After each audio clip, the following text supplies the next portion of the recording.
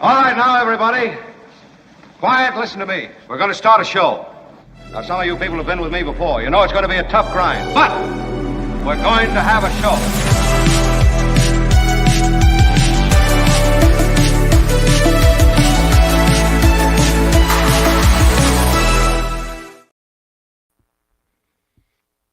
Good morning, everybody. I am Kim McAllister in for Mark Thompson.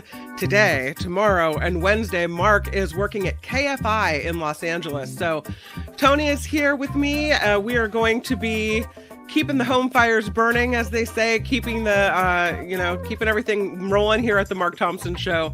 And so thank you for being here, everyone. Hi, Tony. Hey, I'm here. You are here. Well, thank you for being here. How many mistakes have I already made this morning? God. Oh, man. I don't know exactly what time Mark's on KFI, but I know it probably coincides with this show.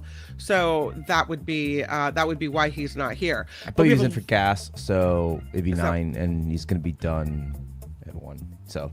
Okay. So like right during this show, that's why. He's on right now. Yeah, thanks, Tony, for that. And thanks, everyone, for being here, regardless of a no Mark Thompson. But we have a really good show planned for you today. Of course, today is September 11th. It has been 22 years since the attack on America. And I was thinking last night, I need to have somebody come in to talk about what happened that day, how we have changed as a nation since. And I started thinking about the people that I know who covered the horror of that day. And one name came to mind specifically, and that is Jim Avila. So right off the top of the show, I want to welcome Jim Avila. Hi, Jim. Good morning, Kim. How are you? I'm good. Of course, you are a former White House correspondent for ABC. Mark he always says you won the Peabody Award, but it's a Peabody Award. And the Edward R. Murrow Award as well. So you are, shall we say, an award-winning journalist. You have been places, you have seen things. And I covered September 11th from a chair in a newsroom in San Francisco, but you were at ground zero. You saw it, you felt it. I remember feeling so incredibly depressed in the weeks following September 11th.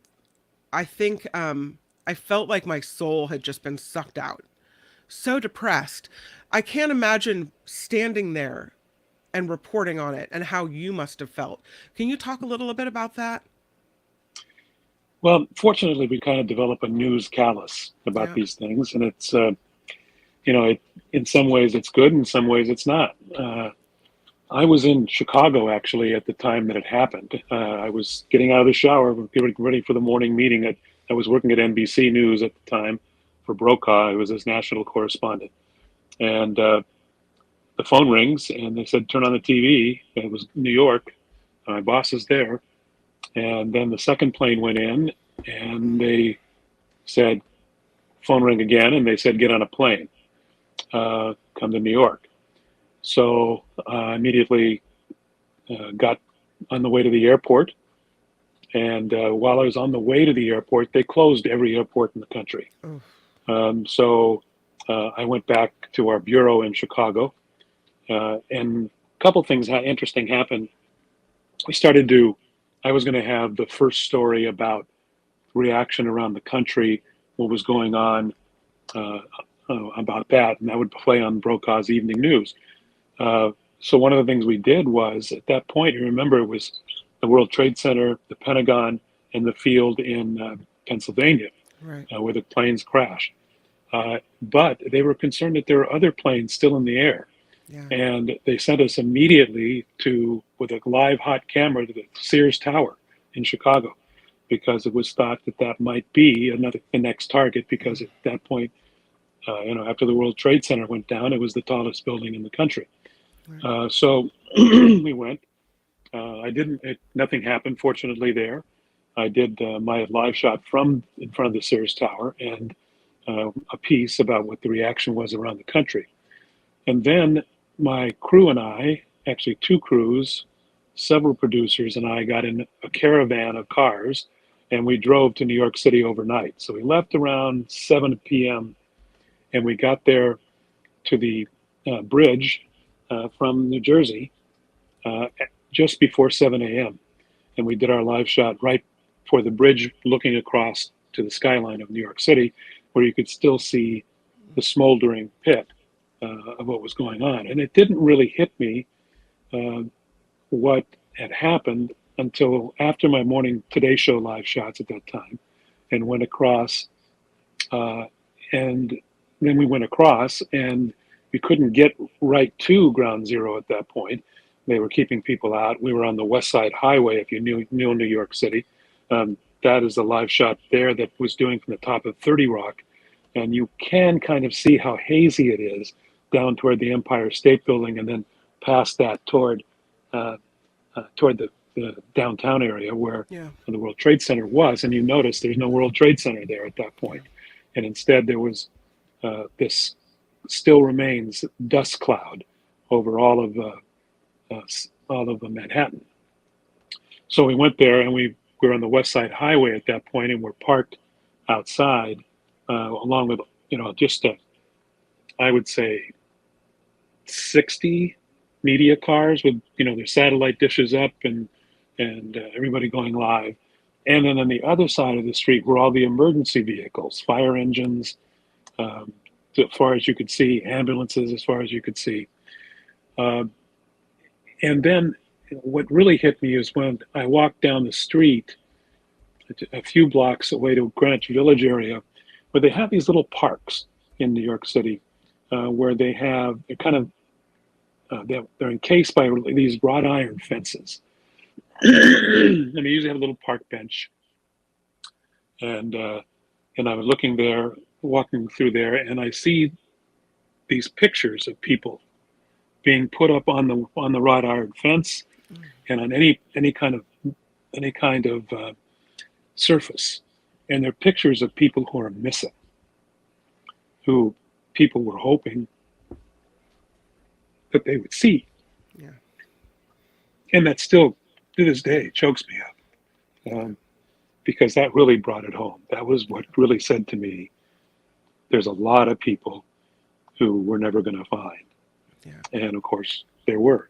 And New York City and it did transform New York City in I don't want to say a positive way, but let me just say, I traveled to New York a lot in those days. And then later on, when I moved to ABC, I lived in New York for 5 years. And I can tell you there was night and day. It brought out the kindness in New Yorkers that a lot of us had not seen before. Yeah. And so if there was anything positive about it, it was that people were walking, from downtown to uptown to work. That's about a 3-mile walk. You'd see people, the streets were still closed, so the streets were filled with just pedestrians walking their way to work or to see family or to get back home. People walked across the Brooklyn Bridge to get to Brooklyn. It made it a much more community-oriented place than the days right after. So that was my initial feelings at that point. That I think, like a lot of Americans, especially New Yorkers, are still raw, even this 22 years later. It was a scar on this nation, and we came to know each other a lot better, I think, in some ways. And then there are other ways we can talk about that it made us not as good a nation. Really? Why? I mean, let's talk about that, because when I think of what happened in the aftermath of 9/11, I think of the patriotism. Earlier, I was on the Nikki Maduro show, and someone in the chat said it was fake patriotism, but I didn't feel that. I felt at the time, and I still feel, that it was a moment where all Americans were united against something that happened to us, because it may have happened in New York, but it was an attack on all Americans. That's how I felt. And so when people started putting the flags on their cars and flags on their homes and stickers on their windows and whatever it was, I felt like at that time, at that moment, that this was a united states. Like, this was I've never seen us come together. That was what I felt was the good out of it. What do you think was the bad? Well, I agree with you, especially in the immediate aftermath. There was Yeah. a beauty of the togetherness in this country. George Bush, of course, went to ground zero Hmm. and gave a moving speech, off the cuff, answered questions. Hmm. And I think that he was a uniting force in the immediate aftermath. And I think Democrats and Republicans did come together, and that was a good thing. Fast forward to Iraq. It gave Americans, and it gave George Bush and mostly Dick Cheney, an excuse to attack a country and landed us in a war that was not justified, had nothing to do with 9/11, and that killed Arabs and Americans uh, unnecessarily, and was another scar in this country. So did it? It changed it for the worse in my mind for that reason. It also changed it for the worse. It was the first time we had to go through TSA. Yeah. Homeland Security was invented. Um, it made us all more suspicious of each other. Probably necessarily so. We had to start later on because of the shoe bomber. We had to start taking our shoes off at the airport. Yeah. All kinds of things happened. We didn't used to have to go through metal detectors to go to a Dodger game or to a Right. Giants game. Those were things that are foreign to us and were caused by 9/11. Yeah. It also made us um, overly suspicious of anyone with dark skin or with an Arab background or Muslim background. Well, we saw Um, that attacks on Arab Americans increased dramatically after September 11th. So that yes, was an and ugly part of the history. speaking of ugly, Donald Trump, of course, Hmm. pretended that he saw people, Muslims celebrating, and that just was not true. Nobody could ever find that as happening. Uh, so yes, people used it for their, Trump used it to foment his hate that he always has, and it did make us a more suspicious people after that. So those were the downsides. Besides the fact that so many people lost their lives, and in many ways, we lost our way of life. We lost a lot of freedoms um, because of what happened on 9/11. We did. And I remember hearing, well, in Israel, people have had to check their bags at the mall and open their bags for security officers at the mall for decades. This is nothing new. This is a way of life for most people in America. You have been, you know, naive up until now. You have been lucky up until now that you haven't had to face the horrors of the world like everyone else has. Welcome to the party. I remember Yes, we hearing that, and it's true that still I think in this country we don't have to open our purses as we walk into the mall or the grocery store or anything else that in other countries they still have to do. Do you feel like we're safe enough? Have we given up too many rights or not enough rights or freedoms? it's certainly a difficult balance. Yeah. Um, you know,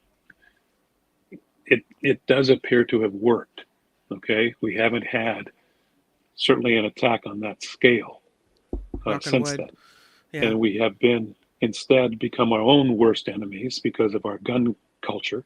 That Mhm. is, in fact, it's not bombs anymore. It's not planes into buildings. It's uh, lone wolf, white extremists, white national extremists with guns that are doing the damage for the most part. Um, and then so that so have we lost a lot of freedoms at this point? It's a bit of an inconvenience to have when you go to a sporting event, you have to open your purses, or a concert. It does make us feel safer, and there's an argument to say it has made us safer because we haven't had a repeat of what that was, and our intelligence services have done a better job. And Obama, his administration, went and found Osama bin Laden, and they killed him. There was, that we wiped out Al Qaeda for the most part. And there are things to criticize about how we did that. I'm critical of the way we use drones because they're so indiscriminate and they make so many mistakes. But on the other hand, do you want to send troops in every time? So that it's a balancing act all along, and I don't know that anybody can say one way or another whether it's been a good thing or a bad thing for our personal safety. I was reading an article last night. I was going to send it to you, but it was kind of too early in the morning. I'm like, I can't email Jim Avila at 1 a.m.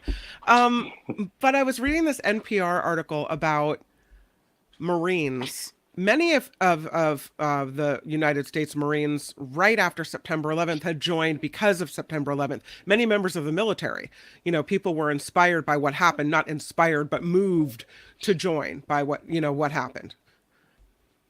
Now, the Marines that are joining today, for them, 9/11 is history. They weren't born. They didn't go through it. Right? And so it's a new generation of members of our military, and then this article specifically talks about U.S. Marines. The drill sergeant says, by a show of hands, who was born after the September 11th attack? And almost all of them born after the September 11th attack. So I don't know how it matters unless the passion or patriotism or the reason that you're fighting is made more clear if you lived through it than if you didn't.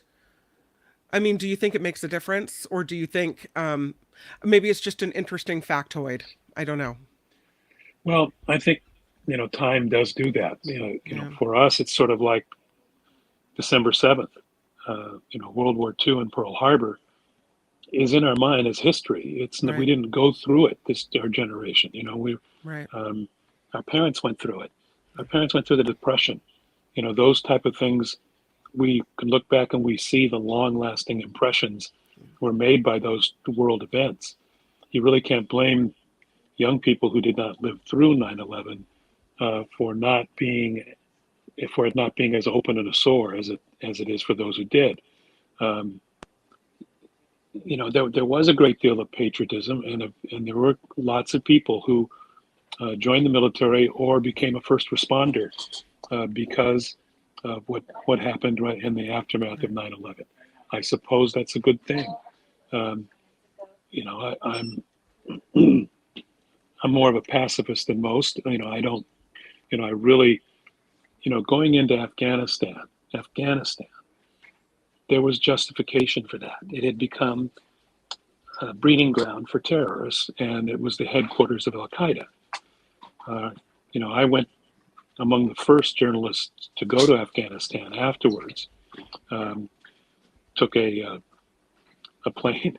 It was the travel stories are just amazing. In order to get there, there weren't flights into Kabul at that time. My crew and I went to Moscow, flew to Moscow, then took a plane from there to Uzbekistan. Waited around for a military transport because we had a military base in Uzbekistan, and then drove in with the Northern Alliance. The Northern Alliance was a group of militia people in Afghanistan who the United States supported and gave weapons to. So we got in the back. Actually, NBC purchased several Land Rovers that were armored, and we got in those armored vehicles. And the Northern Alliance people in their pickup trucks, the famous white Toyota pickup trucks with people hanging out the side with machine guns, and they escorted us across the border and down into Kabul. When I got into Kabul, there were still remnants of the fighting that the Americans had done with the Northern Alliance as their allies, and the Northern Alliance there were still bodies, Taliban bodies, hanging from headlights, from streetlights. Wow. On the main roads. It was that raw, that incredible. We had to walk up when we got there. There was a place called the Intercontinental. It was not an Intercontinental that you think of. It was a hotel, but there was no electricity. We had to walk up we had to carry satellite dishes and walk up the 20 stories up to the top to set that all up. There was no running water. The networks brought in cases and cases of water. We would stand in the shower and pour water over our heads from bottled water to take showers. It was, those were some of the life-changing and journalism-changing events, for me. And unfortunately, as I mentioned at the very beginning, we form this callus when we're journalists, Yep. especially when the horrors that we see. That's how I deal with it. Yeah. I didn't contemplate it that often. I didn't really contemplate the dangers at all, even though, while in Kabul, I went with the army into Tora Bora, and went with militia people into the caves, where Osama bin Laden had been hiding. There were still remnants of Al Qaeda around. He wasn't there; he had left already. But I heard bullets whiz by. I heard bullets hit the wall behind me and ping on the ground. I brought one home, a shell. So even though it was there, I never really felt that danger until one day, and this was in Baghdad later on. I was staying at the hotel, the NBC, a small hotel NBC had purchased for their staff, and 2 IEDs put in front of the hotel exploded, and a couple people in our hotel were killed. Yeah. And I had to do a live shot for the Today Show about it, and my kids were watching. Yep.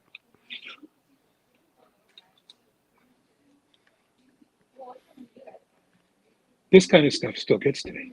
Yeah. And I wish I could just reach through the screen and give you a big hug right now. Yeah, that's hard. And afterwards, my daughter called, who was then in like 7th grade, and she said, "Please don't." Oh, it's hard. It's like picking open old wounds, Here it comes. She said, "Please come home." Yeah. And I did. And NBC was very good about it. They sent me home. I told them I was not going back. I had been going every other month for a couple years at that point.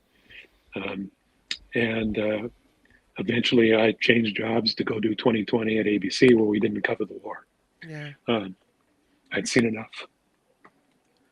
So yeah, it's a very tough time for this country, for individual people. Those first responders at 9/11, getting back to the main subject here, they were so harmed, both mentally and physically, by what they saw and what they had to breathe in that place. So, it did a lot of damage to this country.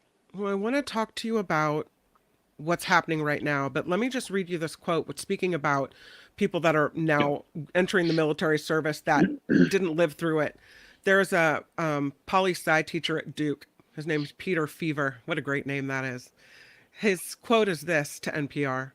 "My sense is for my entering students and thus for those entering military service too, 9/11 feels as historical and remote as the fall of the Berlin Wall, the Cuban Missile Crisis, or Pearl Harbor. It has been taught, but it has not been felt." What you just took us through with your children being concerned and you having concerns over hotels being bombed, because I remember that wasn't the only hotel that was bombed. You were at serious risk of bullets whizzing by, of being in particular harm and danger, and our military members as well, obviously. That's felt. It's still felt. You still feel it today. Those feelings don't go away. And so, they're saying that people joining the military today aren't joining because they felt that fear or they felt that pride in America. They're joining more often, not that they're not patriotic at all, but they're joining because they're looking for benefits, college money, or somehow personal improvement. They're not joining because this is America. We stand up for America. This is what we do. Whole different ballgame when you talk about the why. Yeah, and I don't know that it's fair to be critical of that generation. If something else happened, if there's another national crisis, sure, I think people will do the same thing. They'll volunteer. And we've always had people didn't volunteer a lot during the Vietnam War. It wasn't a just war, Right. And that was why there had to be a draft for that. If I don't know that how many people were joining the armed forces because of Iraq. They did go to when they wanted to fight terrorists in Afghanistan, and that was a noble cause. Mm-hmm. Iraq, all we did was practically destroy a culture.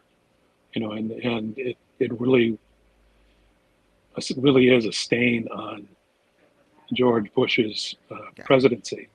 Not only did it kill thousands of people because of his daddy complex and his wanting to be better than his dad and finish the job that his dad started.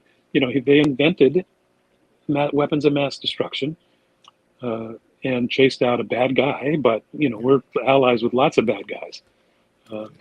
So that's a real stain on his presidency, and not only that, it put us into debt. Yeah. In this country, we're still trying to recover from the amount of money the two wars cost this country. Yeah. Despite and not to mention the deaths that cost this country. Let's talk a little bit about what's happening now with the September 11th. I don't want to call them suspects because we kind of all know they did it, but they haven't technically been brought to trial or convicted. And they are still at Guantanamo Bay in Cuba.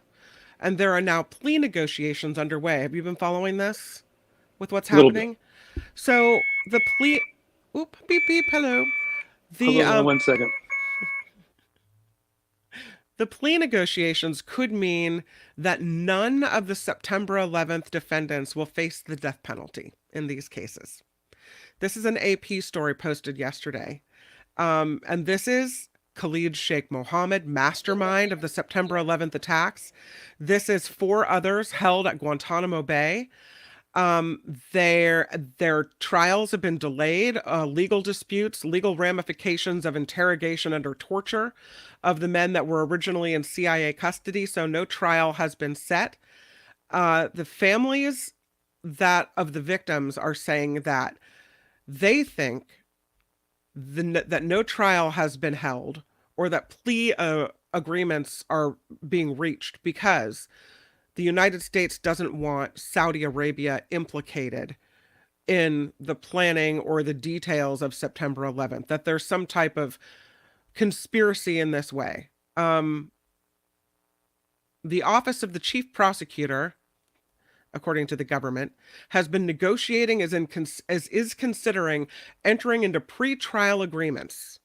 They tell the families, while no plea agreement has been finalized and may never be finalized, it is possible that a pre-trial agreement in this case would remove the possibility of the death penalty. Is that what we want? What are your thoughts about what's happening with that? I mean, is that what we expected? I think we thought when we caught these guys, that was it, that they'd be locked up forever or that they would face death. Oh, you're on mute.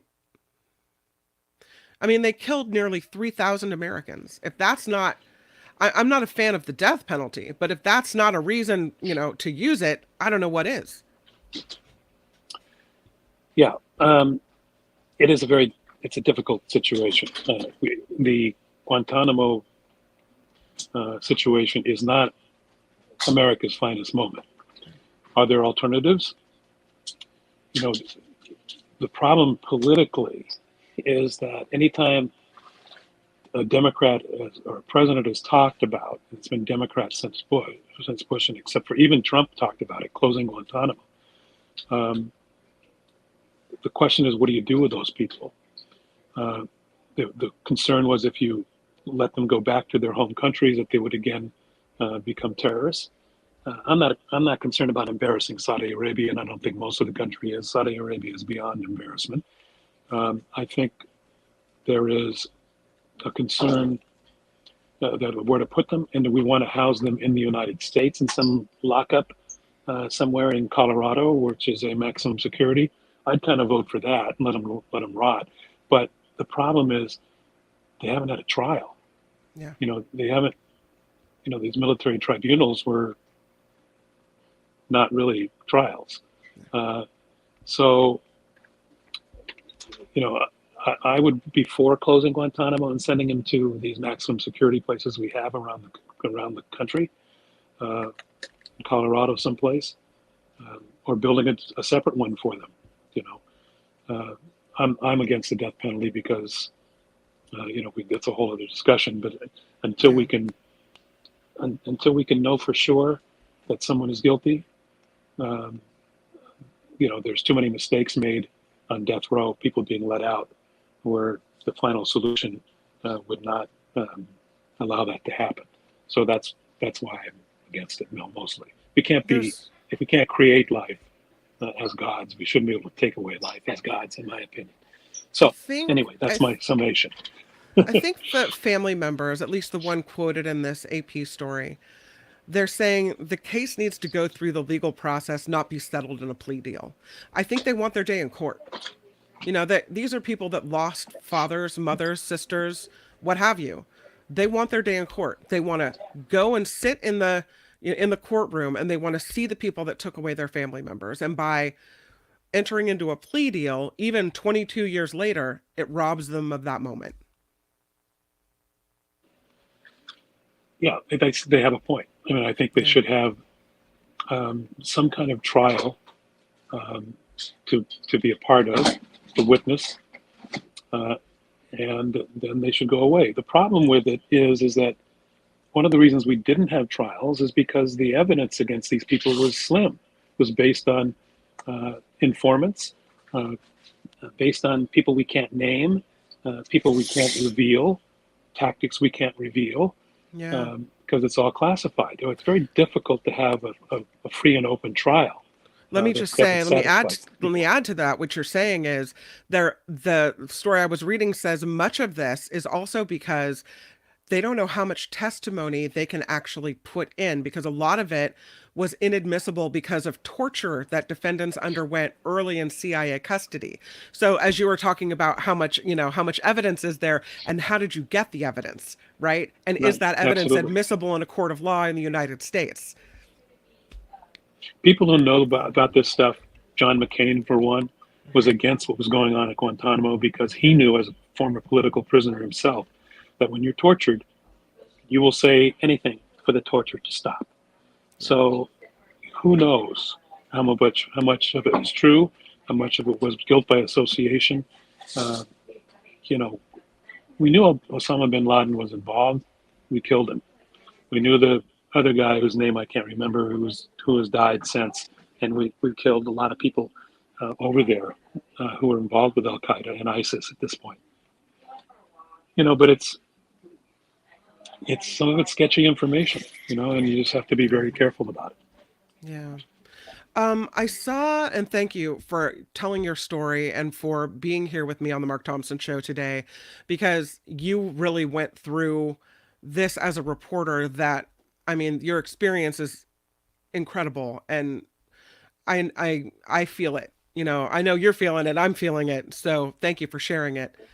I did see somebody in the chat wanted me to ask you a question on a completely different topic. And so I will do that. Although I don't know if you've been following this story, but I'm sure you've seen it, that over the weekend, there was a big hoopla in New Mexico when the governor of New Mexico restricted firearms in that state.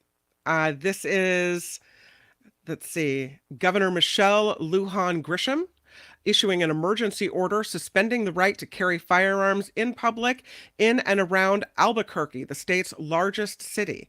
She issued emergency orders suspending the right to carry firearms in public across Albuquerque and the surrounding county for at least 30 days because of gun violence there. And already there are calls for her to be impeached because of this.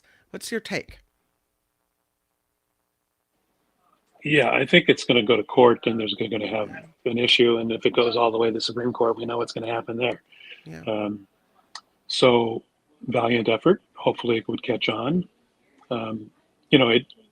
We have strict gun laws in California. Yeah. So it's done. It can be done locally. Sorry, hold on one second. I hesitate to tell you when It sounds like you're on an Yeah. airplane. Well, actually, I'm not. I'm in a clinic and I'm Oh, having yeah. what is called an infusion, Oh, listen, which I have, you are so which I nice to have come on with once a month. us. Oh, Jim. And so they're just wrapping up, and that's what the noise was. Okay. I apologize. Yeah. No, no Um, problem. so it can be done locally. So Yeah. it's not bad that they're doing something like this. Yeah. Um, uh, like I was saying, it's California does it. Right. It doesn't. It's not going to do any good, unfortunately, until it's a national law. Yeah. Because I lived in Chicago for many years, 30 years. Chicago has some of the strictest gun laws in the country. But what happens is Indiana is 30 miles away. Hmm. So when they go to Indiana, when they just go across the border to Indiana, and you can buy any gun you want, and they bring them back to Chicago. Yeah. So that's the issue. That's the problem. Hail to New Mexico, but until Arizona, its neighbor, Yeah. makes it impossible to buy guns and bring it to Albuquerque, Yeah. then it's a problem.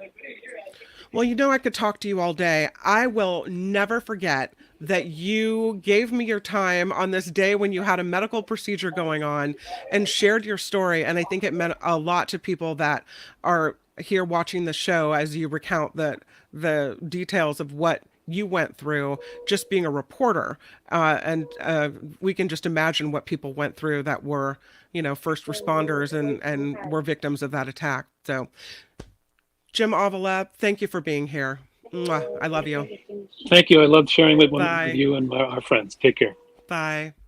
Jim Avila, everybody, award-winning ABC news journalist, formerly of ABC, now with Barnett Media, so you can read his articles there. And he has become a commentator, really, and sharing his opinions after years of reporting on the news. He's now talking about how he feels about it. So I love that about him as well.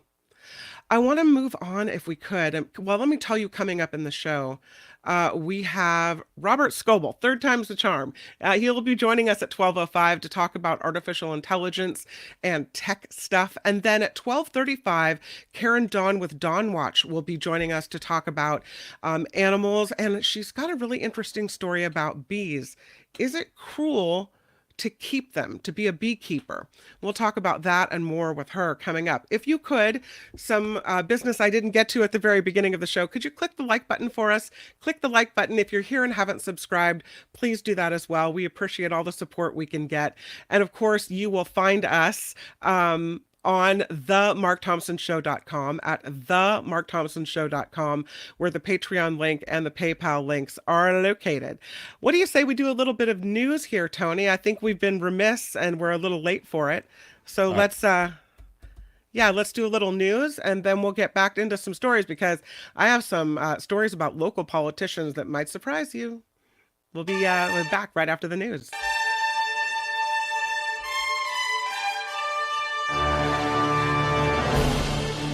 I'm Kim McAllister on the Mark Thompson Show, and this report sponsored by Coachella Valley Coffee. The nation taking a somber pause to reflect on the legacy of the September 11th terror attacks. There's some solemn ceremonies, as every year, held in New York City, at the Pentagon, and in Shanksville, Pennsylvania, where First Gentleman Doug Emhoff was there in Pennsylvania today, honoring the nearly 3,000 lives lost 22 years ago today. President Biden will deliver marks soon at a military base in Anchorage, Alaska, as he returns from an overseas trip for the G20 summit. The death toll is expected to rise in Morocco, where officials now say nearly 2,700 people were killed in the powerful earthquake there. Thousands more injured by the strongest earthquake to hit that country in more than a century. Morocco's King Mohammed VI ordered mosques nationwide to hold funeral prayers yesterday. Lawmakers will hear about artificial intelligence from tech industry leaders this week. Elon Musk, Mark Zuckerberg, Bill Gates, and others discussing the topic during a closed-door meeting on Wednesday. This, as Senate Majority Leader Chuck Schumer has prioritized the issue of keeping up with rapidly advancing AI, something we'll be talking to Robert Scoble about in the next 20 minutes. And as just mentioned, speaking with Jim Avila, the governor of New Mexico is suspending the right of citizens to carry firearms in public in Albuquerque. Democrat Michelle Lujan Grisham signing an emergency order Friday in response to a rash of shootings in the state's largest city. The order will be in effect for at least 30 days, banning all weapons in public places. And again, already calls to impeach her over this. It is a deal, I don't know if you've heard about, a sweet deal. Jelly maker J.M. Smucker buying a snack brand Hostess and a multi-billion-dollar deal. The maker of the popular Smucker's jelly announcing today it will buy the Twinkies maker for $5.6 billion. At the box office over the weekend, it's hard to believe it, a horror movie takes the top spot. The Nun 2 topping the weekend box office. The latest in Warner Brothers' Conjuring series taking an estimated $32.6 million in the opening weekend. Last week's box office champion Equalizer 3 and My Big Fat Greek Wedding 3 round out the weekend's top three. A lot of threes in there. This report is sponsored by Coachella Valley Coffee. Here they are. Of course, it is the official coffee of the Mark Thompson Show. Mark will say it is the best coffee he's ever had. I'm not much of a coffee drinker. I know, don't sue me, but they sent me tea, and man, is it good. I had the and I wouldn't have maybe ordered it myself, but I'm in love with it and I will be ordering more. It is the ginger mint tea, and man, is it good. It makes me want to order more tea from them, which I will do because I'm going to take advantage of the exclusive Mark Thompson Show deal. When you check out, use code MARKT, altogether MARKT, for your 10% off at CoachellaValleyCoffee.com. So thank you very much. I'm Kim McAllister. This is the Mark Thompson Show.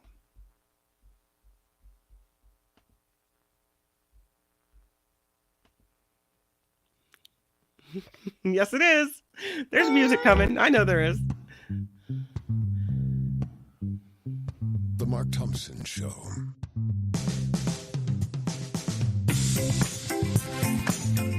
Who's Mark Thompson? Everything is going extremely well.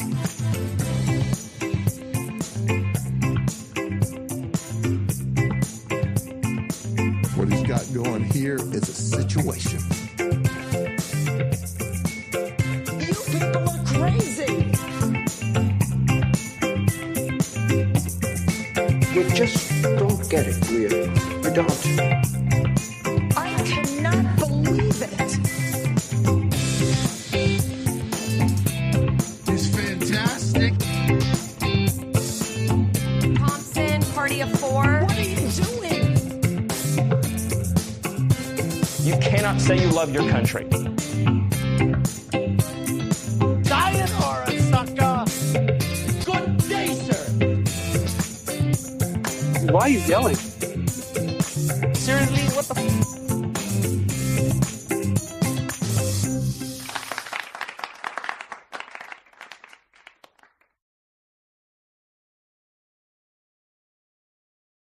in Los Angeles, hanging out with the folks in Southern California on KFI.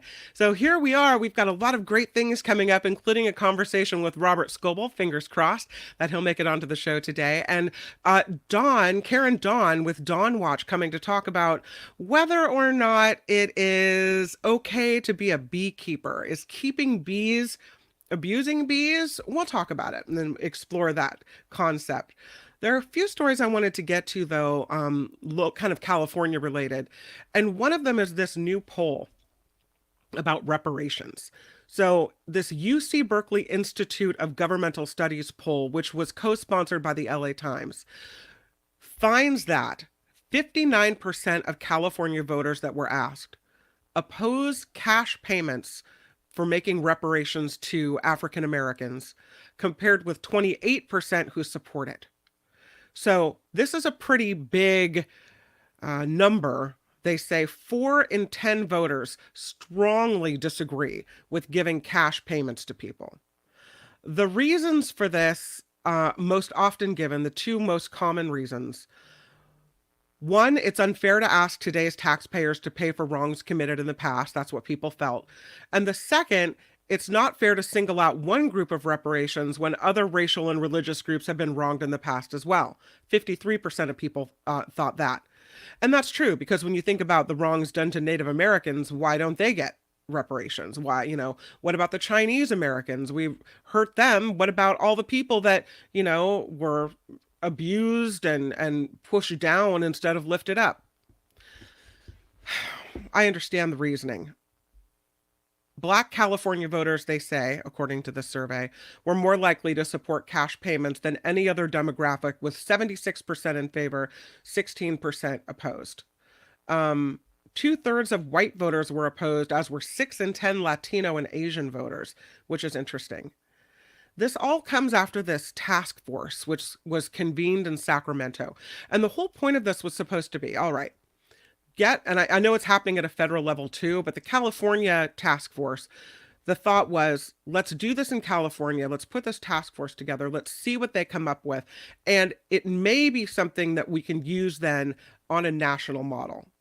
I don't know if that's the case. The idea, they say, of cash reparations is what's being strongly opposed. And even Governor Gavin Newsom has come out and told Fox News, which is kind of a big deal for him to say it there as well. But he's saying, listen, it doesn't have to be cash payments to people. That we don't have to do reparations in that way. His quote is, it doesn't have to be in the frame of writing a check. Reparations comes in many different forms. One can't deny these historical facts. Governor Newsom said, I really believe strongly that we have to come to grips with what happened. So the governor is saying, we need to do something. We need to do something to repair relations with each other, to try to make it right, even if, it's too late and what's done is done and we can't make it right. We need to try to do something to bring this country together. And that doesn't mean it has to be, giving everybody $1 million. So I thought that was interesting, though, that the difference in polling and how strongly people feel about this. The members of the Reparations Task Force here in California have said the biggest hurdle that they think this whole thing will face is convincing non-Black Californians that harms from slavery are still persisting today. That, they say, is going to be one of the biggest challenges for people who are advocating reparations. More from the study. Yes, sir? Just if you see what's going on in private chat, Kim, I didn't mean to throw off the whole show. Just there's stuff going on in private chat. No, sorry. I didn't see it, but I will look at it when I can. If we'll figure something out. Okay, all right. Sorry. So statewide, 29% of voters said California is doing too little. 26% is doing about the right amount for Black Americans. 22% said the state is doing too much. So it's interesting. This was a survey of about 6,000 registered California voters. They did the survey online in English and Spanish, and they did it in late August. So it's interesting what Californians are feeling about all this. I don't know what you're feeling. Let's go to the chat and take a look at your thoughts about it.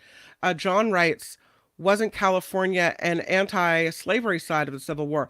Yes, however, that doesn't mean that institutional racism hasn't affected African Americans here.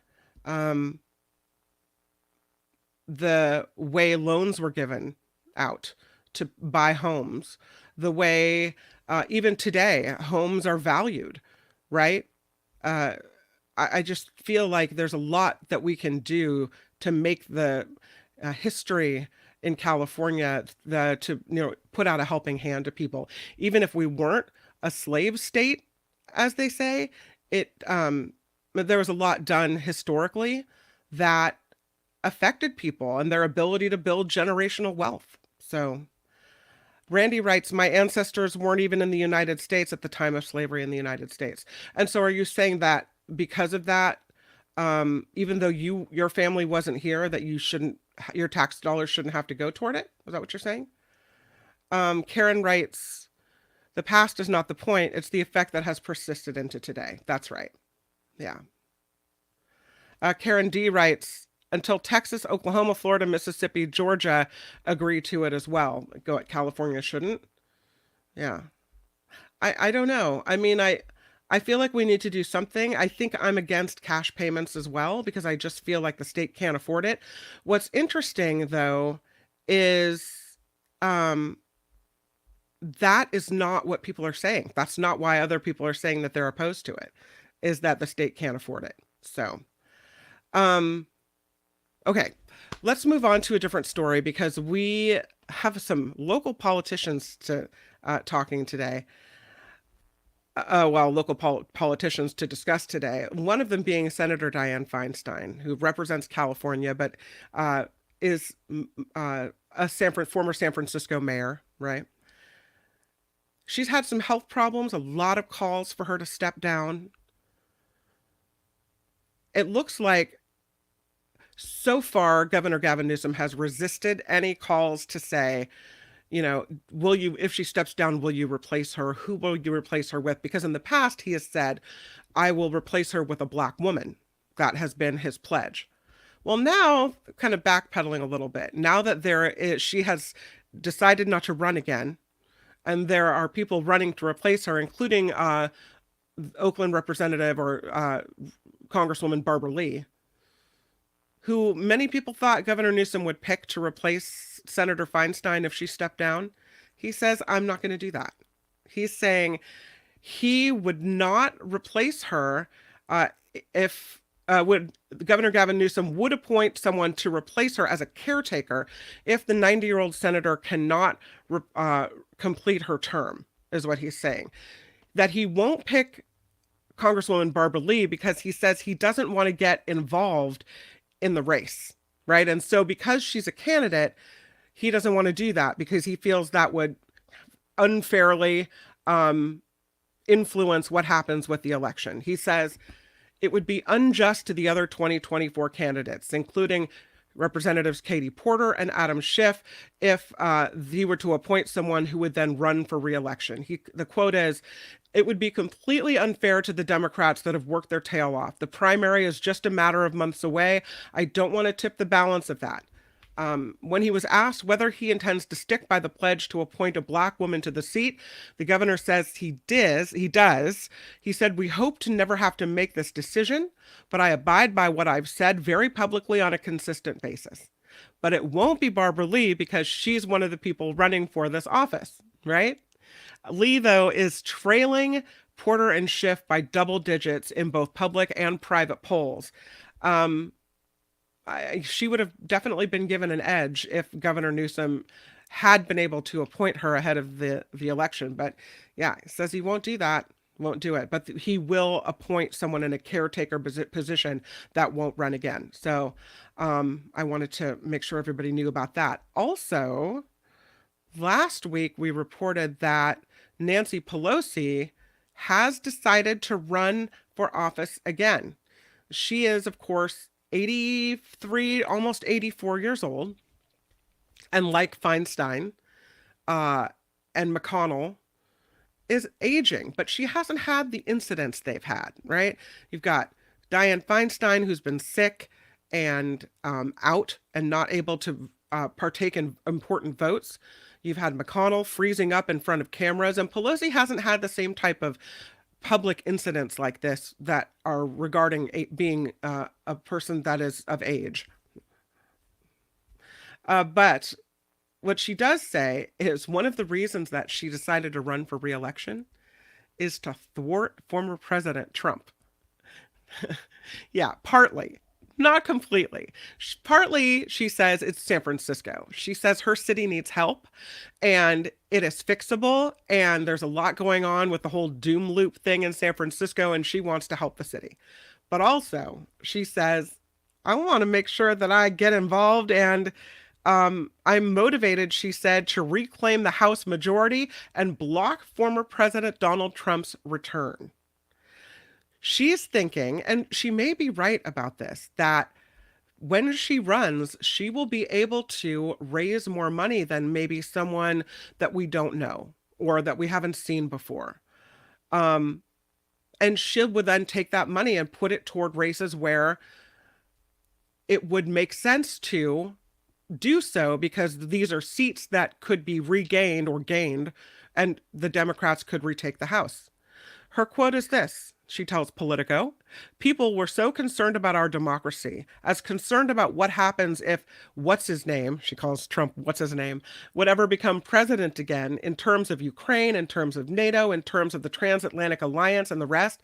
She said it was amazing. I was on the front page of 4 leading newspapers in Italy when she recently went to Italy because of their concern about this. And that's something that she started thinking people around the world are so concerned about what happens if Trump gets into office. She said, my decisions in my life are not predicated on his insanity, but that it's important to make sure our flag is still there. And this is something she's been saying, like a catchphrase she's been saying.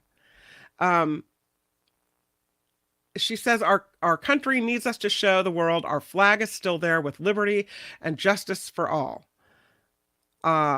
She says, I feel I have a leverage and influence. It's not power, you know. I had power as speaker. It's influence, and that I shouldn't underutilize my influence. So I just think it's interesting that he would have an effect on what she is doing here, right? How she's feeling about running again. That it seems like what Trump is doing is affecting everything. Some people will say it's power. She doesn't want to give up the power. She was asked about her husband, Paul Pelosi, who, of course, was attacked with a guy that broke into their house in San Francisco wielding a hammer and hit him in the head, right? She was asked how he felt about her running again. And she said, I wouldn't be doing this if he were objecting. He is apolitical, but he knows what is at stake. So what is at stake? Is Nancy Pelosi a big part of the Democrats' money machine going to make enough money to try to win some of these other races? Is that enough of a reason for her to run again?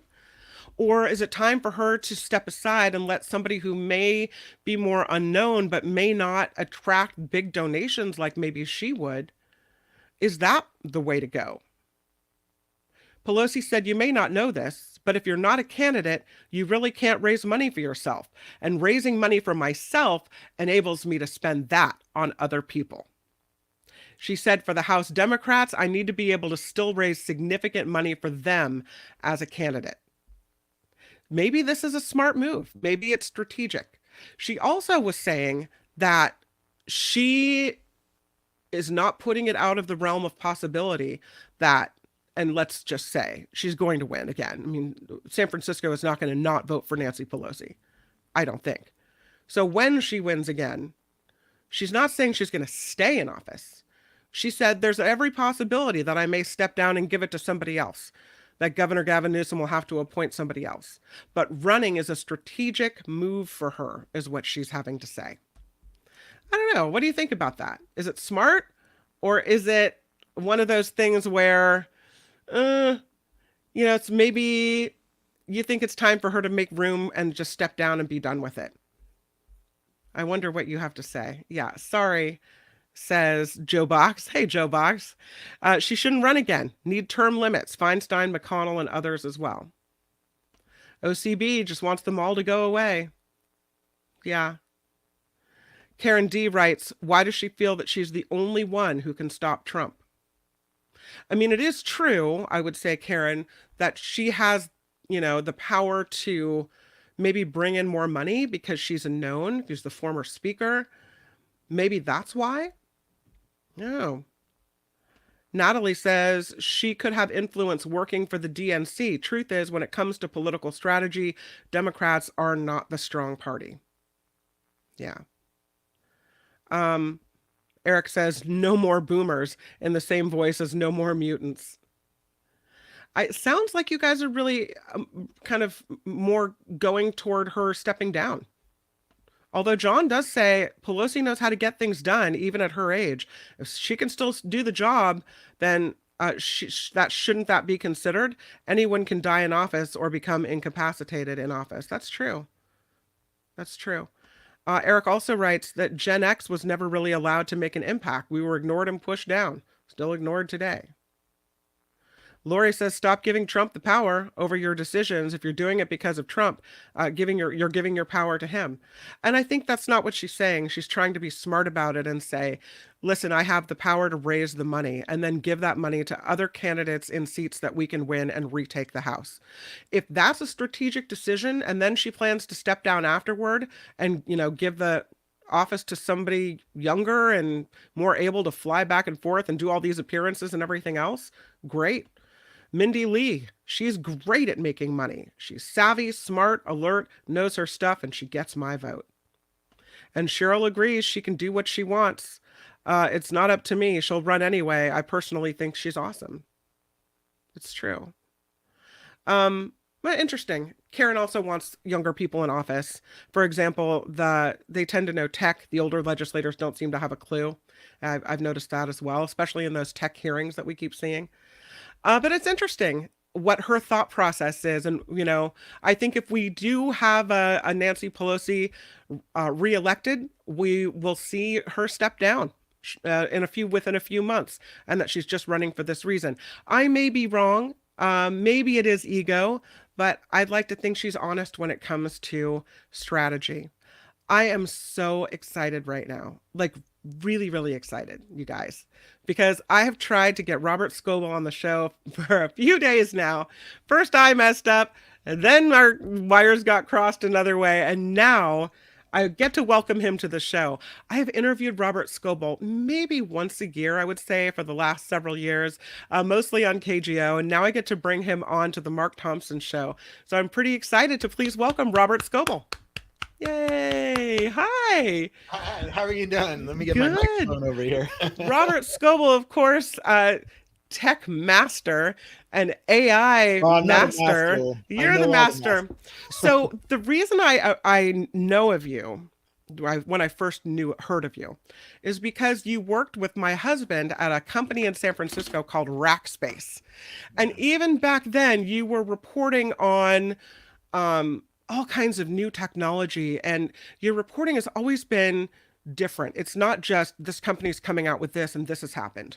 It's always been really a deep look into the what are you doing? How are you doing it? And why are you doing it? And I've always been fascinated by the stories you come up with. And I'm really excited to announce that you have a new show coming out too. Yeah. Is it Unaligned? I see on your shirt. It's right there. Tell me about it.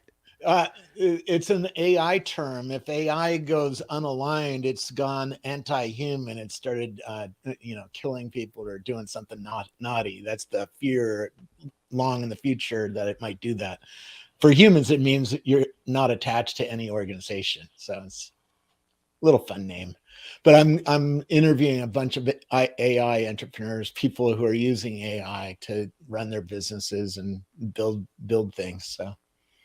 Okay, cool. And so how do people find it? Is it a YouTube show or is it a podcast or what is it? It'll be on x.com and YouTube and Facebook. It'll be everywhere. Everywhere, look at you. But YouTube is where you put video, right? I was reading a story just this morning that on Wednesday, there's going to be a very secret closed door meeting and all the bigwigs are going to be there. Musk is going to be there and Zuckerberg's going to be there and the Google folks are going to be there. Right? It's a meeting in Washington, D.C. and it all has to do with AI. Yeah. Yeah. Trying to figure out how to regulate this and how to keep some of the nasty stuff from happening. Because there is a lot of dystopian, nasty stuff that could come with AI, joblessness, wealth inequality, and then this existential threat, down the line where it could decide to get rid of us. I was reading a quote from you, and I don't have the quote in front of me. I'm sorry, so I'm going to mess it up. But it was along the lines of, listen, we're going to feel pain before we, get to the good stuff about AI, that there's always going to be lost jobs. There's going to be the bad parts of it too, before we get to like the reason why we switch, the reason why technology moves us along. The productivity gains that are coming are pretty interesting. I mean, yes, people who drive taxis and trucks over the next 20 years, their job is in real threat. but we're going to have less tragedies on the road and a much more productive economy, and be able to use cars and trucks for things that we don't really use them for right now. What do you mean about productivity down the road? What else is coming? What does America look like in 10 years and 20 years? There's people who are building factory systems that use AI. I mean, let's just get a little bit more real.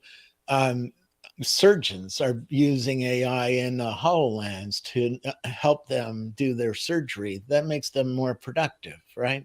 And there's a lot of AI that's coming after a whole raft of jobs. I have a list on X.com of 2,200 AI companies, and they're going after everything from psychiatry to driving, and this is something you should pay attention to. I mean, are we going to be able to think for ourselves anymore, or is all the thinking going to be done for us? Well, for a while, the large language models that are underneath some of the systems, like ChatGPT or Google's Bard, they do hallucinate or technically confabulate errors. They make things up. And so as a human being, if you're going to use AI to write a college essay or something like that, you gotta check all the facts. Yeah. So you still got to engage your brain. Maybe 10 years from now, you won't have to engage your brain, and that'll be a now we have to. Yeah. So I recently saw this story that I think maybe it was a month or so ago, maybe not that long, that you had posted about going to, I don't know if it was a convention or a company, and looking at robots that were kind of humanoid robots, and your fascination with them. Are these robots that are human-like and using AI, and are like, does every house going to have one? What's going on with this? Eventually, yes. The one to watch is actually the Optimus from Tesla, because he has the ability to get it into your house because he has the autonomous car. And so the autonomous car, I mean, I have a Tesla in my garage. It just drove me all around Silicon Valley, right? That can bring a robot to your home. And the technology and the data set that he has is just what do you mean your Tesla can bring a robot to your home? Like it just knocks on your door one day? What happens? Yeah, my Tesla might open the garage door and go pick one up someday, and then come back and it'll deliver it to my house, and then come in and go, "Hey, it's nice to see you. What do you want me to fold your laundry or do your dishes or clean your windows or clean your toilets?" We laugh, but you're not. You're serious. No, I'm very serious. Right now, it's hard to get people to see that world because these kinds of robots are not done yet, not ready for that kind of work, but they're getting closer and closer. Stanford has a robot that does 1,600 tasks, right? So you just say a few more years. I mean, this stuff is learning pretty quick. So right now, a robot like that probably is going to cost about $100,000. But it's 26 little electric motors. How much do those really cost? Not much. I'm expecting when they make them at scale, they're going to be able to reduce the price to less than $5,000. When it does that, that's when you're going to have one in your house, or a lot of people will. Right? What's the time span that you think that will happen? Irina, I think that's 2026. What? Yeah. It's going to happen fairly quick because the learning that is happening in the AI world is moving at a frightening pace, right? Elon just showed a system 2 weeks ago that learns by watching videos, millions of them, and learn to drive a car. A self-driving car is a robot, right? It's just not one with fingers. Am I wrong to be scared of it? Because I look at the army of Tesla robots that we just saw on the screen, and my first thought is a Will Smith movie, right? The iRobot. They're all coming after me. I mean, am I wrong to look at that and think, believe me, I'm scared a lot of times about AI and robots. So no, you're not wrong to be scared of this technology. It does bring some new problems that we have to figure out. But this is really going to assist people as well and help them live their lives. Oh, wow. Okay. So within the next 2 years, we're going to see accessible robots that can come into our Well, homes. And 2 years probably in a factory situation or in a okay. higher net worth situation, right? Somebody can afford a $50,000 robot. Uh, by the end of the decade, they're coming down in price, and there's going to be a lot of them, not just Tesla. There's other companies working on them as well. We saw um them doing tasks in the video. Do they talk to you?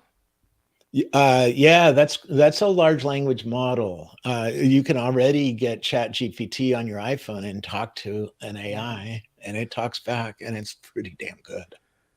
And so the robots will do this too. Oh yeah. And so But here, okay.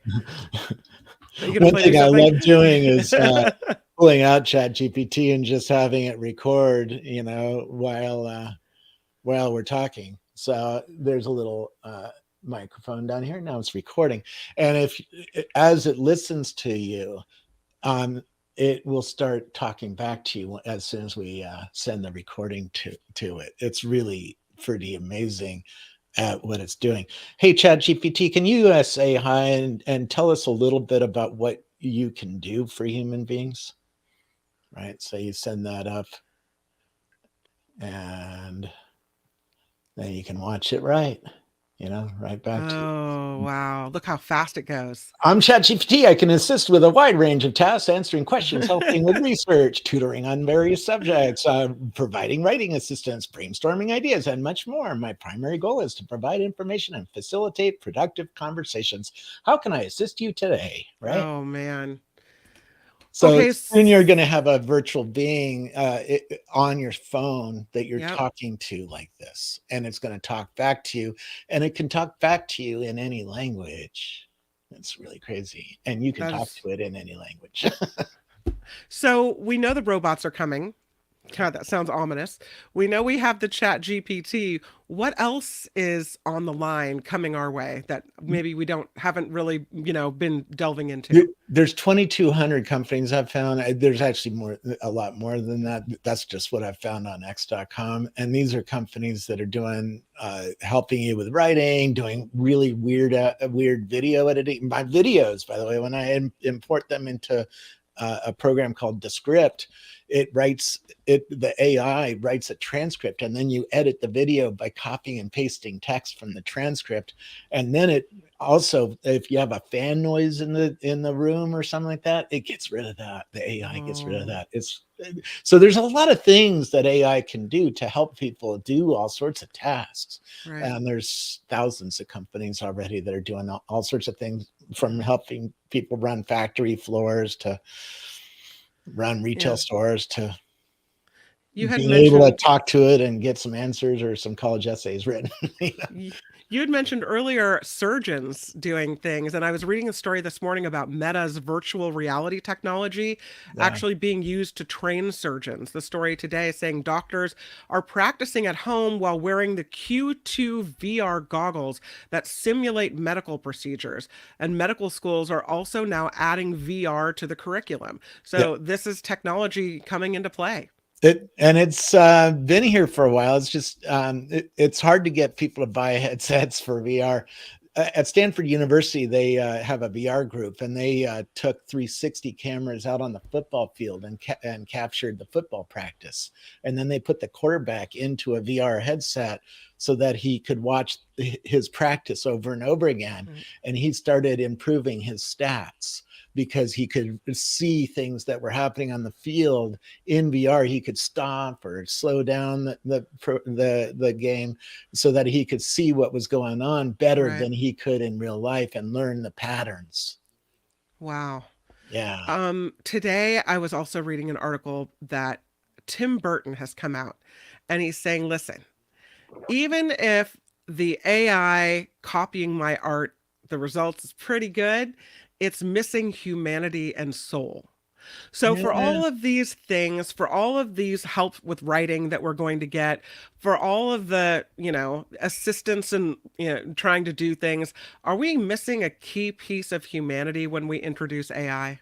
It's funny. The founder of AIMI, AIMI, he's a generative AI music company. He said, AI can make music now, and it's okay, Yeah. but it doesn't test that well with human beings. Interesting. If they add just a little bit of human performance into that AI, it Yeah. tests like a real song. People like that. So that's the trick. I say you got to sprinkle some human sauce onto it, right? Same thing if you're going to turn in a college essay from Chat GPT. If you just turn it in the way it kicks it out, well, it probably has an error or two there that was hallucinated by it. So you got to fix the error. But it also has this kind of cold pattern to it. A lack of soul might be a way to put it. You got to add some human sauce to it. You got to make it a little bit more interesting, a little bit weirder, a little bit, a little bit more human. And you got to add a little bit on top of what the AI does, and then you'll get A's on your essay. I'm wondering what the human jobs will look like in the future. So I don't know. I have a list of 1,500 AI artists that I'm watching, and this is a crowd of people that's kicking out the most incredible art. Every few seconds, a new piece shows up on my tweet deck. I have a screen where I can watch x.com raining down like the Matrix. And, this whole crowd didn't exist 6 months ago, right?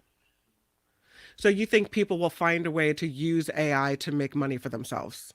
And have fun and entertain people and educate people and educate themselves, right? My favorite prompt of ChatGPT is, please show me all points of view on X on a topic, and it does. It's really good. When you look at all these companies that you mentioned, what do you think best practices should be? What are some of the rules that maybe haven't been in place until now that ought to be? You have to understand this new technology if you're a business. You have to understand what the risks are of intellectual property being sucked into OpenAI, right? If you copy a spreadsheet into ChatGPT, all of a sudden OpenAI has your spreadsheet, has everything in it, and has the technology to understand everything in that spreadsheet. So it can see patterns in your business that maybe you didn't even see. Well, is that data going into a training set for the future of OpenAI's training? Yes, if you are going in the front door. If you're coming in through the API door, if you're a professional, you can use the API. There, the rules are different. They don't ingest your private data. But most of the businesses are building systems where these large language models are behind their own firewall so that they can protect their intellectual property and keep it from going into some of these AI systems because they're getting very smart. I've read that there's a kind of an issue with AI where the two words predictable and unpredictable are used. So creative, they say, can be wonderful, but also unpredictable. When you look at AI, is it a predictable science, or can you not predict what this humanoid robot in your house folding your laundry is going to do next? Oh, you're going to be able to predict gross things like, please go and do my laundry now, right? And it will go and do your laundry. Now, does it do it exactly the same way?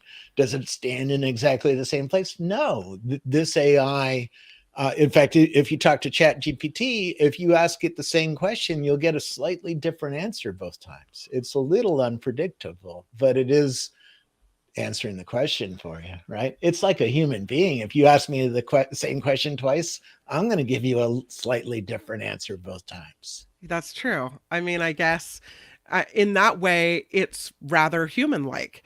Yes. I'm looking at the robots we looked at and all the advancements to kind of help make our lives easier. And even in the Bay Area, there are companies that are now doing the Jetsons flights. Like you can come have a vertical liftoff at your house and they'll take you to SFO. It feels like finally the future has come. All these little things that we saw in the movies of the past are now almost here. And I don't know if people are going to cope well. Yeah, we'll deal. Real deal. I mean, when I was a kid and I first got my first computer, an Apple II computer back in 1977, if you told me that there would be one of those underneath every light in my house, I would be like, you're insane. But my little lights on the wall here have a computer under them that's more powerful than that Apple II. And connected to the internet and has microphones. I mean, these little lights that cost a couple $100, right? So my entire world is science fiction now. Everything is changing, and as a human being, you gotta start catching up, because this is going to catch a lot of people unaware.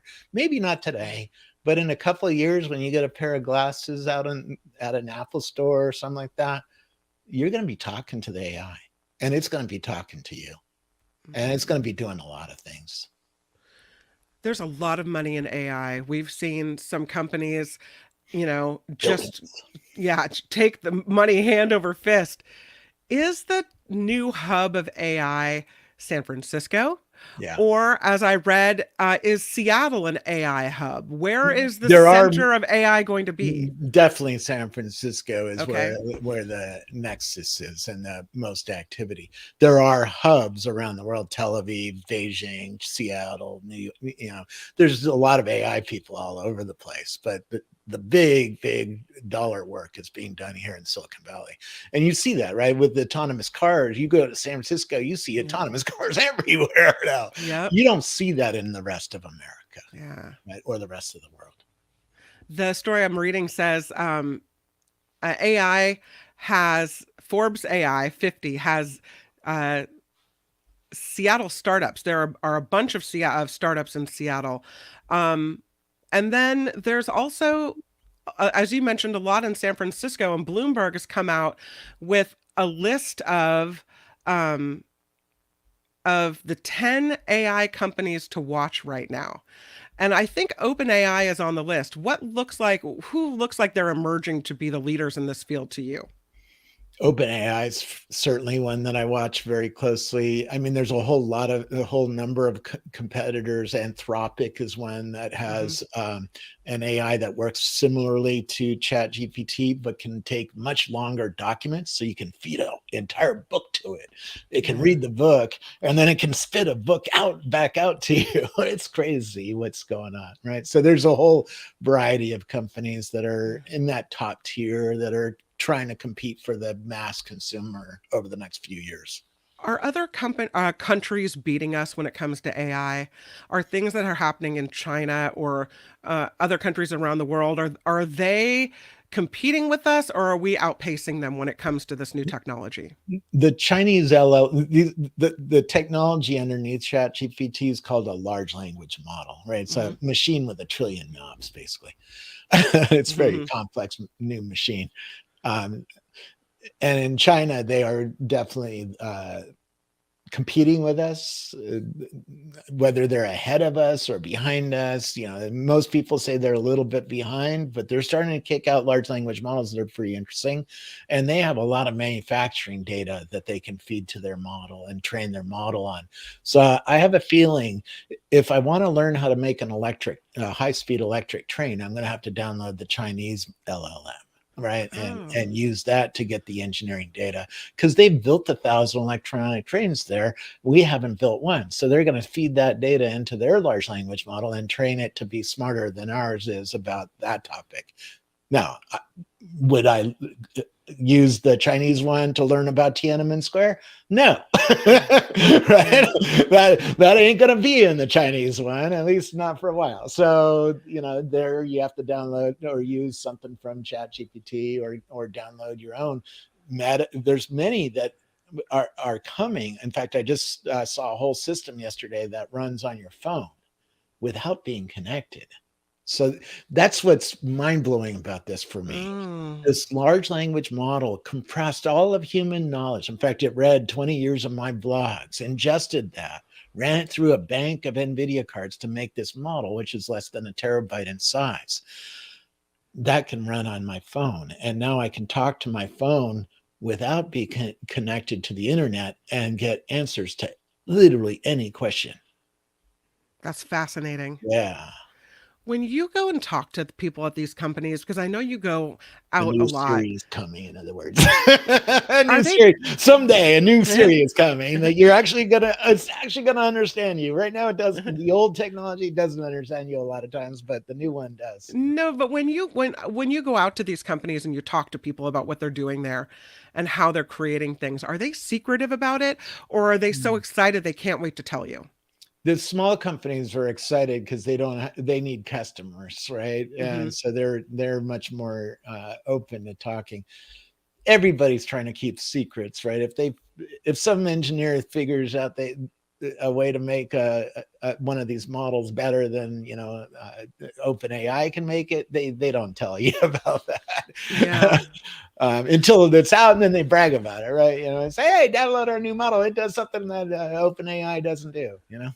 Wes from Florida writes, the problem is only the big companies with lots of server power can host your large model AI systems, and therefore they will control how the AI behaves. That's sort of true, but there's new AIs coming that use 1/10 the number of NVIDIA cards. So let's say OpenAI needed 10,000 NVIDIA cards to make its model, which is $1 billion worth of models. Tesla has just spent a couple $1 billion in their data center to run all their AI computers, 20,000 AI computers in data centers, a huge amount of numbers.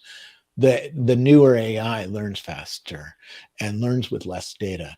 So one of the trends right now is, you're probably right about the big ass large language model that's running at Google or running at OpenAI, but there's a lot of work to do with smaller models. And there's open source models like from Meta. Meta is kicking out large language models that are open source. And so you can run those without being connected to Meta, right? Which is pretty interesting. A lot of people in the chat worried about jobs, about what people are going to do, that there are good things beneficial to humanity, writes Flo, but underneath it all, can't stop thinking about what happened to the Terminator movies and other sci-fi films. Other people are worried about unemployment numbers and income inequality. And what happens is, does this create a bigger divide in our society? That's one of the real problems we're going to have, and we're going to have a conversation about policies in America. My dad escaped poverty by going to the army for a few years and getting a GI Bill, which paid for his education. He got a PhD at Rutgers because of this.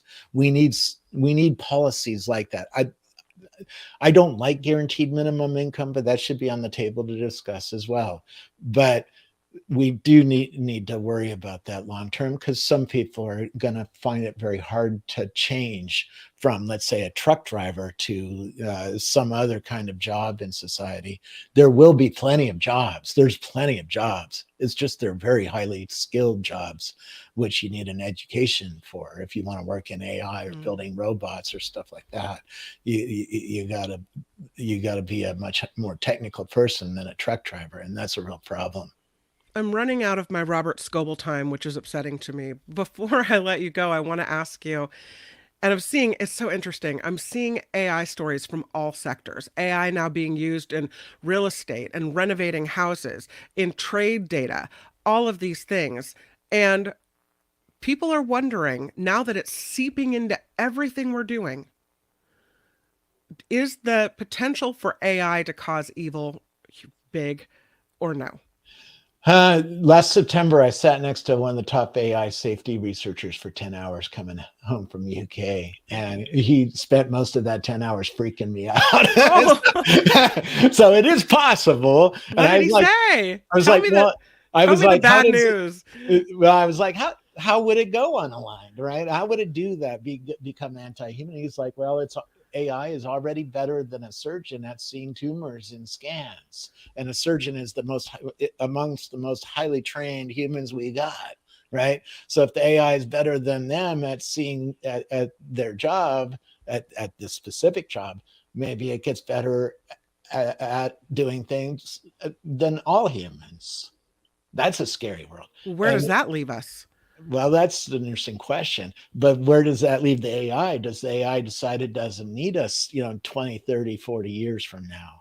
Or 5, when this AGI, this true generalized intelligence shows up, and it's looking like it's going to show up in the next decade.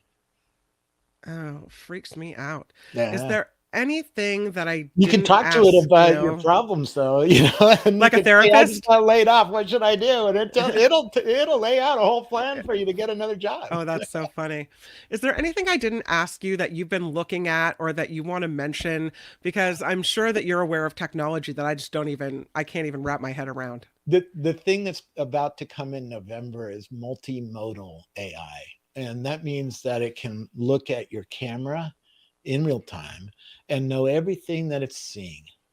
Berkeley's AI group showed me that an iPhone can already see hundreds of thousands of things. So if you aim it at a Coke can, it goes, oh, that's a Coke can. If you aim it at a Toyota RAV4, oh, that's a RAV4, right? If you aim it at a thing of milk, oh, that's a carton of milk, right? And that will bring us a whole raft of new assistance in society and a bunch of new things, new fun things to do with our iPhones.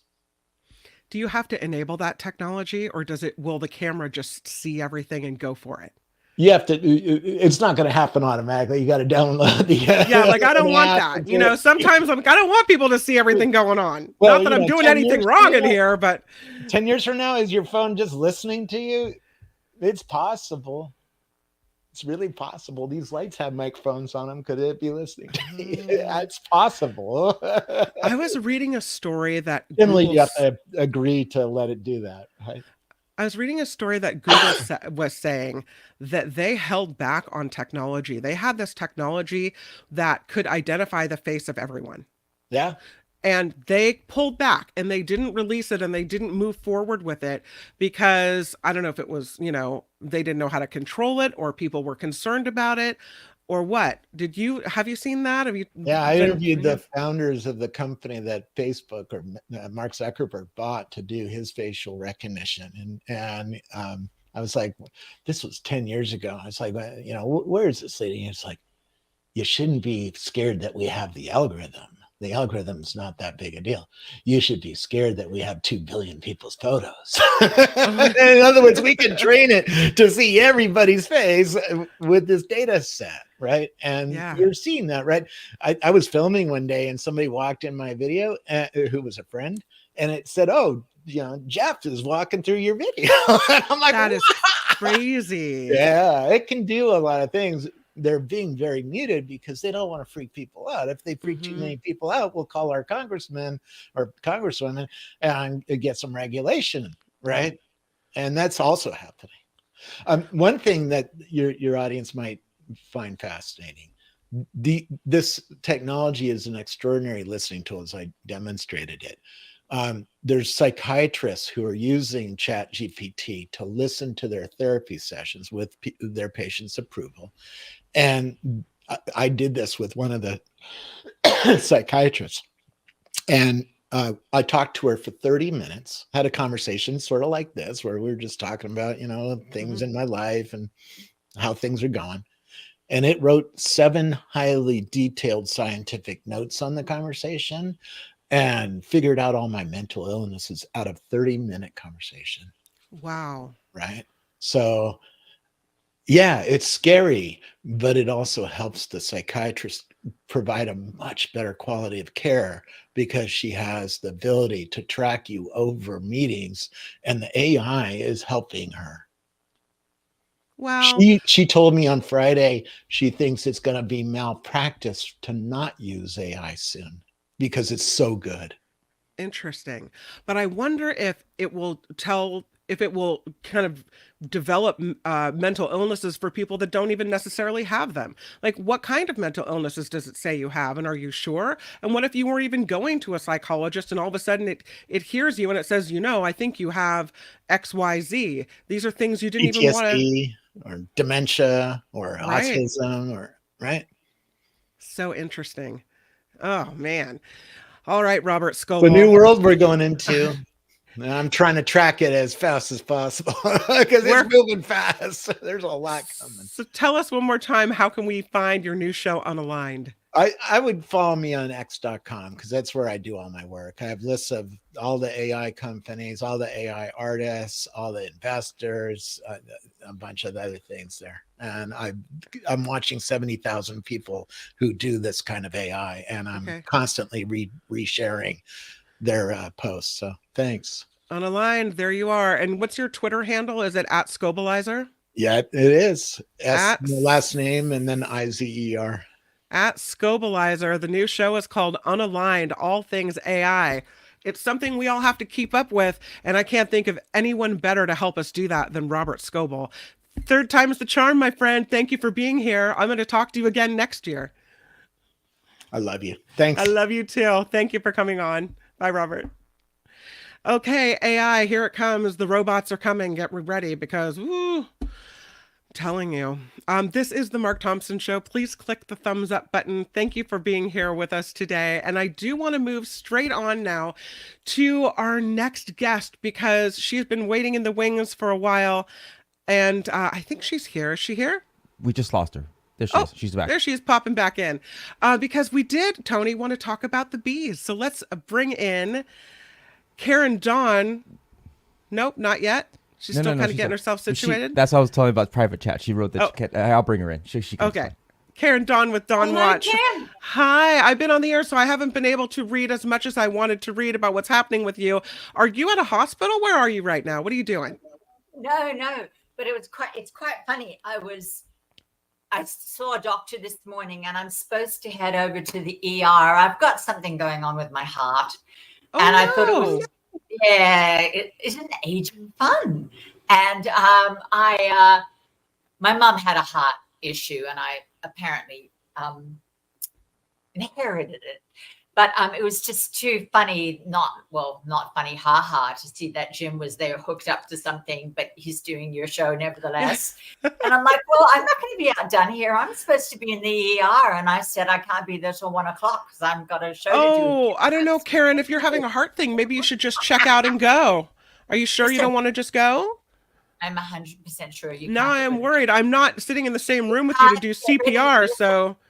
Listen, Kim, about 20 years ago, I had just started to get into animal rights and stuff like that a little bit. And then I read Animal Liberation.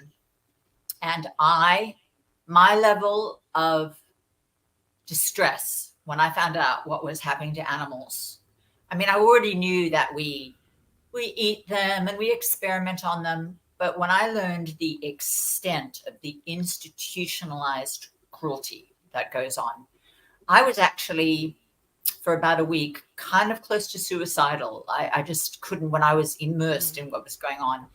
And I decided I wouldn't kill myself, which is actually a very popular form of death in my family, because I was going to stick around and devote my life to trying to make a difference, to trying to give animals a voice.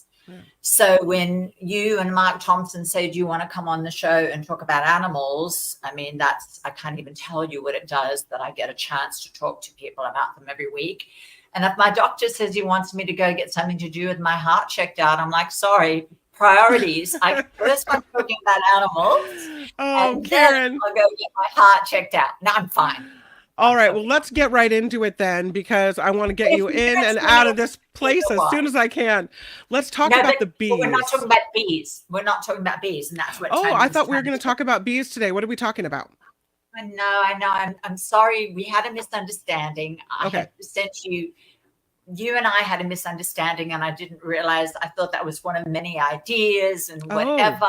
Okay. And we were still deciding, and then I sent you something else, and then I didn't realize that Tony was producing today. And then I was listening to Jim. So touched. He almost had me crying talking about his 911 stuff. And I, of course, have 911 stories that are particularly pertain to animals, as is my way. So I hope I can share what I was up to on 911. And Tony, I think, has some video lined up for later, not quite yet. And just to I was in New York City that weekend for a PETA gala, People for the Ethical Treatment of Animals. And it was the most beautiful event. Nobody knows how to party like PETA. And that's beside animal rights can be very, very serious, but there's also some great parties. And we were in New York that weekend where I used to live. And on the Monday night, we went up to Woodstock just because my partner at the time, Jim, had never been there. And we were up in Woodstock on the Monday night with our flight to leave back to Los Angeles on Tuesday morning, September 11th. Tuesday morning, we went out to a most beautiful little creek, and we were swimming there right at part of the Hudson. And I guess the planes flew right overhead, because when we went back to our room, we turned on the TV as we were packing up to head to Newark Airport and started watching what was going on. And of course, we were stuck in New York and had absolutely no idea what we were going to do, and we couldn't go anywhere. And my friends who ran Farm Sanctuary, Jean and Lori, had been asking us for ages to come visit. And Farm Sanctuary is in the Finger Lakes district of New York. And so we thought, we're stranded here. We're not going anywhere. Why don't we see if they'll have us up at Farm Sanctuary? So we called them and they said, come on up. And Jim and I were driving up from Woodstock to the Finger Lakes in New York district. And the roads were entirely empty except for cop car after cop car after cop car towards Manhattan. Yeah. Every single cop in all of New York was heading down to the city. And, you know, that story Jim talking about and everything affects me so personally, because I did used to live in New York City and Soho, where I used to live with my doggies, Buster and Paula at the time. You know, we lived across the street from the fire department, right across the street from it. And that department lost 7 members that day. So it really, really hits close to home and hearing about that. But we, by that evening, arrived at Farm Sanctuary and were in this little vegan paradise for the week. The first night we got there, we sat like the rest of America and watched the planes crash into the Trade Center over and over again. Yeah. But the next morning, we went out to meet the animals. And the juxtaposition between what was going on in the rest of the world and what we were experiencing at this little paradise was wild. It was just crazy. And we were there for about a week before we could fly again. And I hoped that I could just tell you guys a little bit about Farm Sanctuary. If you have never visited a farm sanctuary, it is such a joy, such a gift to meet these animals as individuals that, you know, these days, most people only ever meet them on their plate.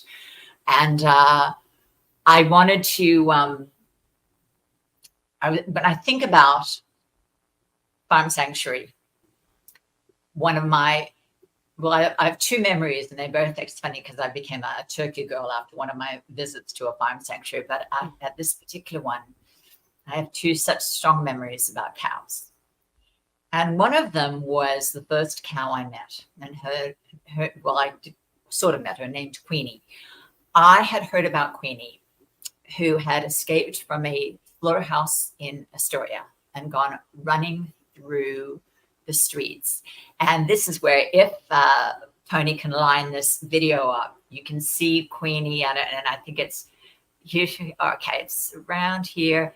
Here she is out in Astoria. And she's running along, and okay, there we go. There's another one where she's actually in the midst of traffic, and the cops finally come along, and there she goes. Oh my God! So that is little Queenie, and she of course became a star, and I was very excited to meet her because we're all a bit starstruck, and Lori warned me, though, that Queenie isn't all that friendly. You know, she doesn't really like people. And of course, that's what saved her life. She didn't just trust people and do whatever they told her to do and go where they told her to go. She said, this place doesn't smell good. I'm out of here. And she bolted. But I wanted to meet Queenie. So I go into this little field yard thing. And Queenie's coming over. And suddenly she starts, she charges. And Laurie yells, get up on the fence, get up on the fence. And I had to scramble up on the fence to get away from her because she would have just totally bowled me over. And it's like, well, that's not what I imagined was going to be like a meeting with these gentle creatures, cows. And it's like, well, they all have individual personalities. And Queenie is, or I think she just passed now, about 20 years later. She was a feisty little girl and that saved her life. Whereas meanwhile, a little bit after, once I'd recovered, we got out of Queenie's yard and we were standing in this pasture and I was talking to Laurie. And I suddenly felt this. And I looked and there was a cow's head on my shoulder. And this was Travolta. And I think there's a photo here of Travolta.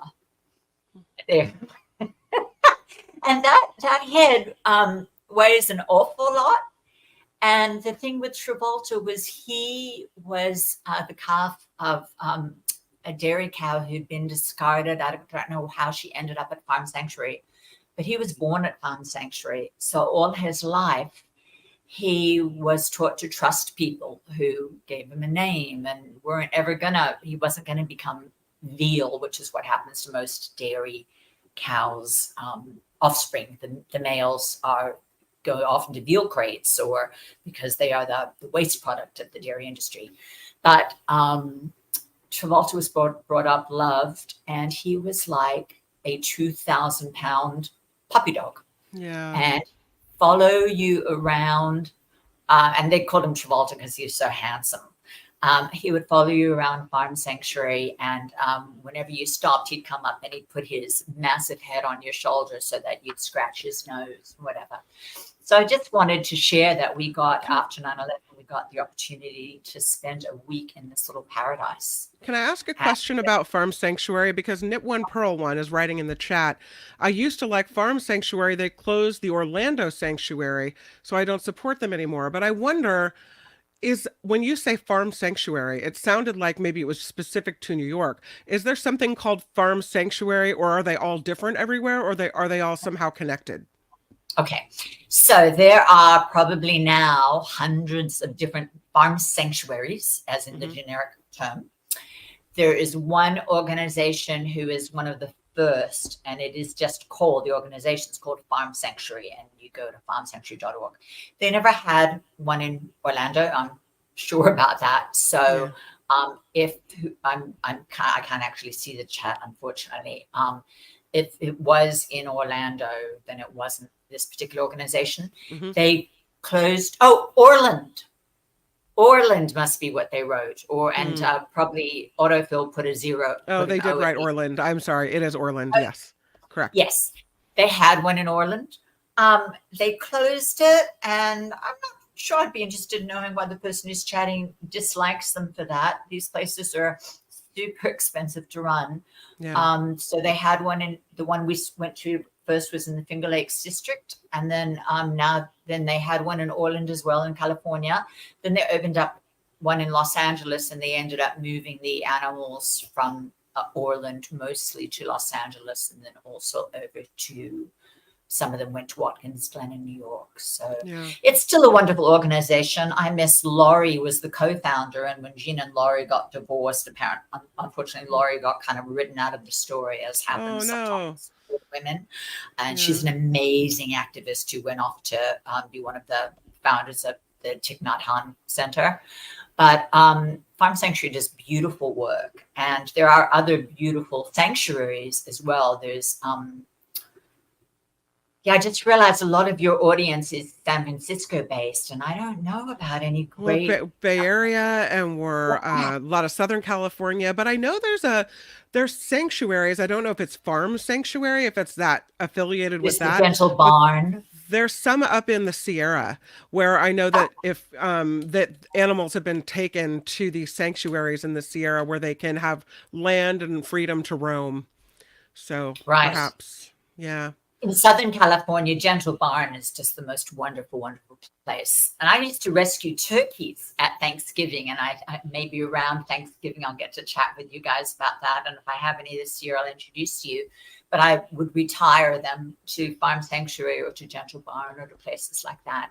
And to go and to meet these animals as individuals and to hear about their stories. And you'll find that when cows or turkeys are raised like dogs and cats, that's exactly how they act. I mean, Travolta really acted like a big puppy dog. And it's such a beautiful thing to be able to visit them at these places. Speaking of animals, last question I have for you before I let you go off to the hospital. How many animals do you have at your house? I have only 2 at the moment. And another week, it's funny, another week I'm definitely going to introduce you to them and tell you their stories. But I have Winky Smalls and Elijah McLean. So I have 2 pit and a pit mix. I had a pit bull for 17 years, Paula Pitbull. Did not want another pit bull because I just didn't want to deal with other people's reactions to them. Yeah. But sometimes you don't get what you want, you get what you need. And he is the gentlest little being who ever lived, and my little Buddha blessing. Oh, so I only have 2. I wanted one, and then my brother got another one and dumped him sort of on me. So I have 2, and they are the blessing of my life. And that's what you do. Well, Karen Dawn, thank you for being here. I appreciate you so much staying and hanging out. Go to the hospital, get everything checked out. It's Winky Smalls! There he is. Everybody check out Dawn Watch. How do people subscribe to your newsletter if they want to get it every week? They go to dawnwatch.com and they hit subscribe. dawnwatch.com and subscribe. It's as easy as that. There's some probably really a good great- stories. You have some great information every week. Thank you so much. Yeah. You know what? I have to say, like, I've never been much of an animal activist. I like animals, but I like them in the wild more than I like them at my house. But you're having an influence on me, Karen Dawn. I will tell you that. I'm finding your stories really interesting, and I'm finding that maybe I'm more of an animal person than I thought I was. So, Kim, I think, you know, just watching you, you're such a sensitive and intelligent person. And I think, you know, most people who are sensitive and intelligent and don't think that they're all that animal inclined, it is usually that they've had, you know, maybe a bad experience with animal people, maybe a bad experience with animals. But, you know, the more you learn, the more you realize that they're not all that different from us, and their suffering matters, and it's sort of, they should be part of our ethical concern. Thank you so much, Karen Dawn. I will see you next Monday here on the Mark Thompson Show. Mark will be back, and I will love the conversation. I do want you to bring up bees because I've been teasing it, and next Monday I'd love to talk about it and see what you think about whether it's ethical to keep bees or not. So we'll have to put a pin in that discussion. And I'll have to find some cute bee video in the meantime. Thank you. All Thank right. you for doing that. Thank you. Be well, Karen Dawn. I hope everything goes okay at the hospital for you. Oh, so that was a great Mark Thompson show. Of course, Mark off on Tuesday and Wednesday as well. Tomorrow looks like I'm going to have Gil Gross on the program, so I'm excited about that. What's going on with you, Tony? You going to be back tomorrow? Yep, I'm in tomorrow and Thursday. So Yay! you got 3 days with me this week. I love it. That is awesome. I mean, maybe you're not as excited as I am, but I'm pretty excited. This is awesome. Here's a story that I wanted to, let's round out the Mark Thompson show with a Trump story. How about that? There was, presidential candidates, they go to all these college football games, part of their campaigning strategy, right?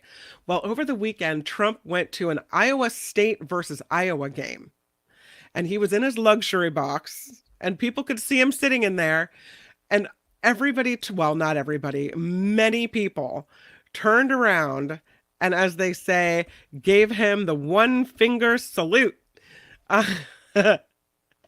And so that happened over the weekend. There's a lot of pictures, a lot of people posting it online. And I don't know what it means as far as, you know, if the attitude, yeah, there, I was just going to try to put the picture up. If the attitude is changing, look at all those people turning around. They're flipping off the luxury box where Trump is seated. Not everybody, but a healthy dose.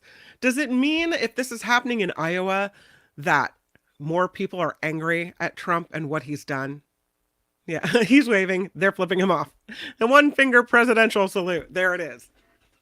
I don't know. I thought maybe it's disrespectful to some former, you know, president of the United States, but I don't know. I found it a little gleeful, if I'm being honest.